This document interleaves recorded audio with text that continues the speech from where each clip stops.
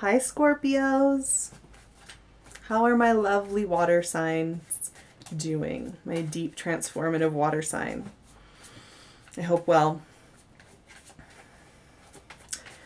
Yeah, I'm coming into this video recording.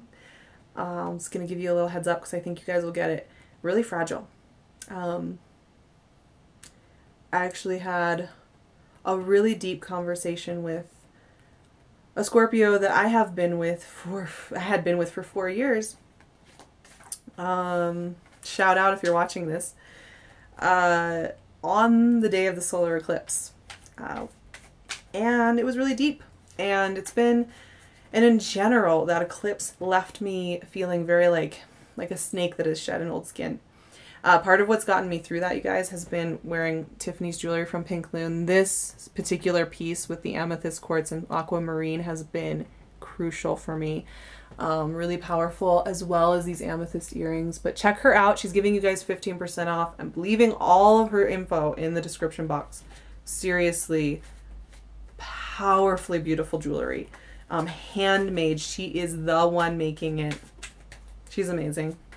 And she's an amazing friend to me. So anyway, so Scorpios, I'm feeling like a deep thing with you guys because I do have a deep history with you. I have a ton of stuff in my 8th house and a ton of stuff in Scorpio. And in a lot of ways, I feel like you guys are, you know, this is a little bit of my family and where I belong. And September is always a heavy time for Scorps. September is the 11th house when we're in Virgo, and then we start getting into your 12th house when we hit Libra.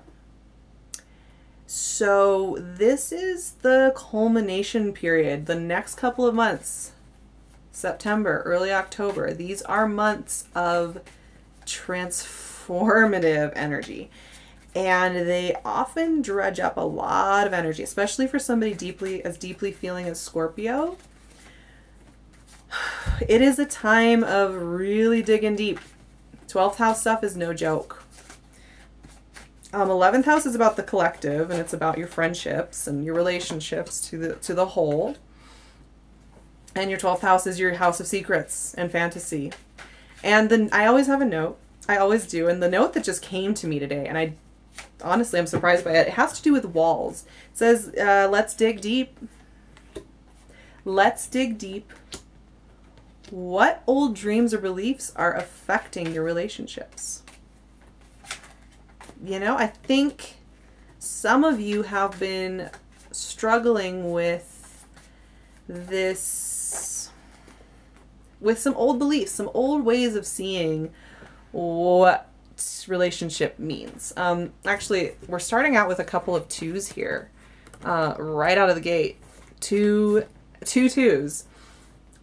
Which I think is really interesting actually for you guys, because 2s are always they're about decision making. They're about a fork in the road. They're about a shift in direction and energy, right? It's a pause where we look at what we have, we look at what we want, and we figure out where we're going. Like the 2 of Swords is feeling that you can't move, and the 2 of Wands is feeling like you're looking to a horizon.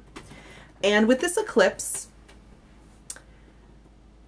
it's affecting everybody, and the effects keep going on for the next 6 months. So September really for me is like where you really start to feel the first stages of the real change over time developing.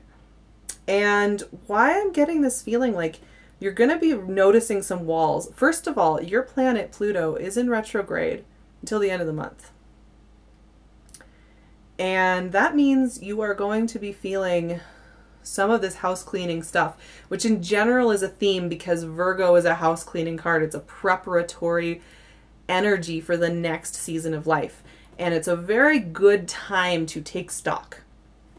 And when I see these 2 cards here like this, what I'm seeing is there was a way that you were holding yourself and the way you saw yourself in relationship and what you were willing to give and what you were willing to connect with that you're noticing is no longer serving you. And it is almost even a wall that you hold yourself safe with. You gotta hold yourself safe somehow, huh, Scorps? Yeah, you don't wanna get hurt too bad. But you're noticing this, because your ruling planet is in retrograde, because we are in a house cleaning time, because we are heading into your 12th house. We are prepping for your birthday. And you're starting to look at the horizon, which I love this shift, you guys, because Two of Wands is a powerful card. Powerful. Because this is the card of faith, belief, and opening yourself up to the possibilities of what you can have, what you deserve. This is a card about vulnerability. Truly. For me, this card is being vulnerable enough to admit what you really want. The big dream. And actually, it's crazy because it came out next to the star. What's this big dream? Because the star is taking celestial knowledge, taking celestial nectar and watering the earth. She's healing it with her celestial self. It's the very bones of dreaming and being. What powerful stuff, you guys. And I know you can get behind this. What is it that you are, you know, I think last month the title of the video was what do you really, tell me, what do you really want? This month it's almost like it's there. It's hanging out with you. And your decision is whether or not you're going to stay with the walls, stay with the isolation, stay with your old way, or head on off into this beautiful sunset right here. It means risking showing something of yourself. It means putting yourself out there for the world to accept. It means taking a leap of faith. That means believing in the long haul. It means believing that even if you don't get all your answers this month, that something's going to happen, it's going to come, and it's going to be good. And the thing is, I see all beautiful things for you guys. The only thing that I see stopping you is this internal belief system that is, honestly, for me, it's one of those things with Scorpios. It's always going to be a struggle, because when you are the sign of transformation, you're constantly in the mindset of things crumble and they go. They crumble and they go. You get that. You understand that. But that sometimes can create this thing where you do build up a wall. You build up a buoy so that you can just live your life. And it stops you from believing in the long haul anymore, because you are so locked into the constant turnover, right? It affects the way you see and feel the world. So this month is a little bit of an invitation to shift that perspective just the littlest bit. You're still going to be who you are, but in order to build something, you've got to allow for it to exist long enough before it goes to become something. And what's interesting is we have two really of the most powerful energies in the royalty of the tarot. We have the King of Cups and the Queen of Wands, and here I see Scorpio very well in the King of Cups. The King of Cups has his throne on the water. He's on the water. His throne is on the water and does not ruffle his feathers at all. You guys are water, and you understand how to swim in the depths of feeling and emotion very naturally without it being an upheaval for you. It's not something you have to think about or deal with. Like, you can just go with it, and it happens, and it's natural, and it's good. So here you are, you know, if you can keep your center, you're still going to be who you are. But the interesting thing about the Queen of Wands, this is fire. Fire. And fire is not water, is it? She's very different from the King of Cups. And here's where I think this invitation is coming in, because we have, I'll show you, but there's a lot of these electrical fiery energies which are very oppositional to the watery transformative nature of you plutonic energies. Queen of Wands is like, she has been watching the situation very carefully and paying attention to the details, and strikes when the iron is hot. She knows when to move. She intuitively knows when to move, and she will jump in that action, and she will take a risk. She'll take a risk. No problem.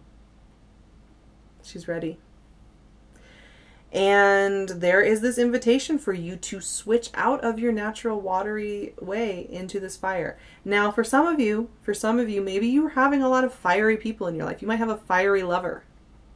Somebody who calls you out, calls you to action, calls you to change, which causes you to think about these walls that you're putting up, these limitations you're putting up. causes you to think about the way that different elements affect us. Because the thing is here, there's this invitation, Ace of Pentacles has been coming up a ton in readings, first of all. So for me, this is, you know, Virgo is Earth, and it's calling us to do something bigger and better with our lives. It's calling us to be really accountable and to fresh starts. And the Knight of Wands, here's more of that fire. Whoa, you guys, like, you are being called to have some passion this month, like passion. You know, the Knight of Wands does not. And here's where I think actually Scorpios, you guys are willing to take risks. You are willing to jump in there, and you are willing to like just throw in on something and see what happens. But the thing with the Knight of Wands is he's able to move with it. If he gets hurt, if he falls off his horse and scrapes his knee, he's not going to be thinking about it for more than a few seconds. He's going to move right on. Scorpios, you're afraid that if you scrape your knee, you won't be able to move on.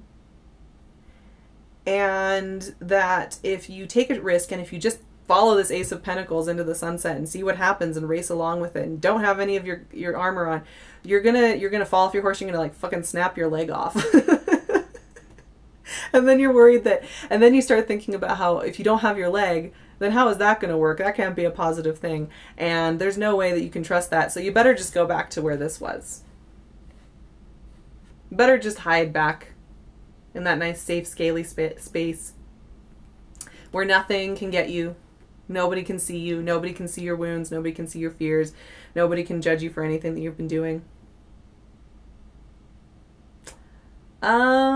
But there's a calling here. The truth is very strong in September. This is one of the things I'm noticing with September in general. It is a month of truth telling, and there is just really no way around it. And when you get called to something and you get called to action, really it's one of those things, like either you go and you do it and you believe in it, or you hold back and you keep yourself at bay. And everything is just asking you, join this party, join it, try it. Believe in it. Know that everything you've learned and all this transformation that you're okay with is really informing you, but there's something that can be built that can hang around for a little while even before it goes away. And it's so crazy. There's so much fire energy and electrical energy in this reading. I can't even handle it. Strength and the Magician popped right out of the gate here. Okay, Strength. This is the Leo card. I'm a Leo. Hi, you guys. And once again, this is another fixed sign, heart-centered sign, and very different than you and your nature. And the Magician, electrical, maverick, destabilizer. These two guys, wow. This is that invitation of a lifetime, right? The thing with strength is it's inner strength, right?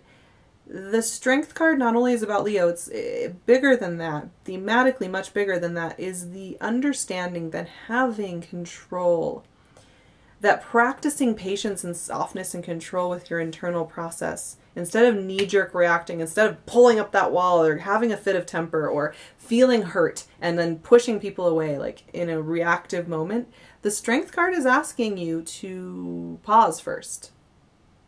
Pause and sit. Do the practice of feeling through and thinking through what you're experiencing before setting fire to it and sending it down the river and saying, okay, well, everything transforms, everything dies and is reborn, so you might as well just see what happens if you just, you know, enrage this lion and freaking watch, see if it bites you or not. No, the whole goal is to see and feel, okay, I'm having this feeling, I'm having this reaction. Let me sit with that before I push somebody away, before I build up that nice convenient wall that I have ready to go at any moment. And you're being asked for this inner fortitude and strength, because the Magician will come in and ruffle up your life. He will come in and ask you the magical riddle that forces you to see the reality, and then he'll throw some electrical fireworks at you so that you are asked to move on it. And when it's time, it's time. He will show up when it is time. No sooner, no later. When you get your invitation, you get your invitation. You got to go. It's kind of a shock to the system. And what I think is so interesting is we did start off with this King of Cups, who is not... he doesn't do this. You know, this isn't his way. These guys right here, this is not his way. And yet in September, you're being asked to go this way for a little while. I think it's because a lot of you are being asked to go deeper in your relationships, and that can be friendships, it can be family, that, you know, if you're married or if you have kids or a lot of siblings, or you're in a big household, or you have something going on like that.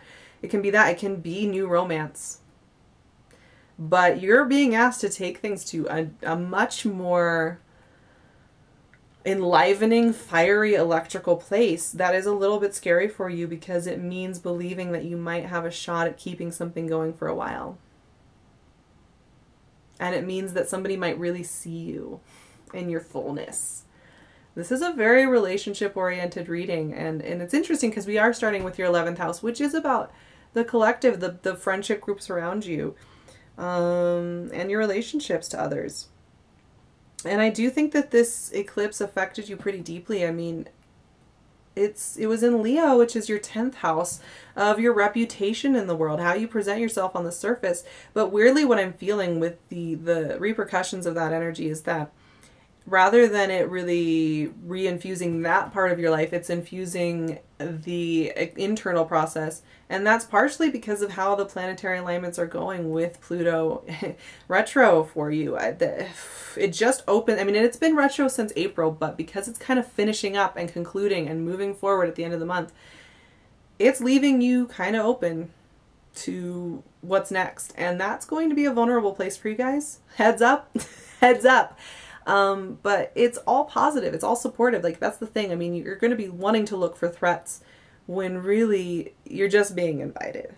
You're being invited to a new party that you've always wanted to go to, but you've limited yourself. And now it's time. Now it's time, Scorps. It's time to go. It's time to have fun. It's time to live it up.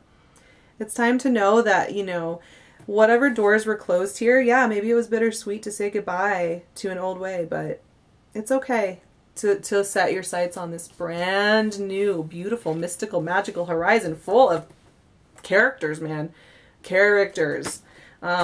You're ready. You're ready. You've been ready.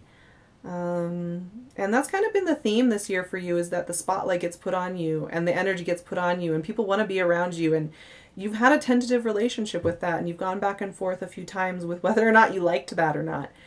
Well, it's going to keep going, you guys. It's always time to transform, right? Which means it's always time to put your foot on a new path. I love you all so much. I can't wait for October when we start getting into your birthday season. It's always a wonderful time, and I love it. I love you guys. I would love to work with you. I'm going to leave my website and my email below. Please get in touch with me. I do Skype readings. I do video readings. I can do phone readings. I will leave my website, Instagram, email, all of it in the description box, along with Pink Lune's beautiful stuff. She's got your back. She's amazing. Opposite sign of you, Taurus, is her sign, if you'd like to know, and she does amazing stuff. But I will catch you guys in October. Have a beautiful one. Have fun. Have fun with it. Bye.